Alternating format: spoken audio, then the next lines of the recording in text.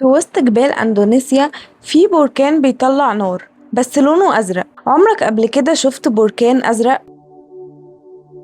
البركان الأزرق واحد من أغرب الظواهر الموجودة على كوكب الأرض. البركان ده اسمه كوا إيجين، موجود في شرق جزيرة جاوا في أندونيسيا. الناس بتسميه البركان الأزرق عشان النار اللي بتخرج منه لونها أزرق كأنها لهب من كوكب تاني. بس إيه اللي بيخليها كده؟ السر في الكبريت. الفكرة كلها إن البركان ده بيطلع كميات كبيرة من الغازات، والغازات دي بتحتوي على نسبة كبيرة من غاز الكبريت اللي لما بيتفاعل مع الهواء بيخلي النار لونها أزرق كأنه فيلم خيال علمي. الفكرة بقى إن المنطقة دي كمان مش مهجورة، في عمال بيشتغلوا هناك عشان يستخرجوا الكبريت بمقابل فلوس قليلة، بالرغم إن الغازات اللي بتخرج من البركان دي سامة جدا وما ينفعش حد يستنشقها بكميات كبيرة.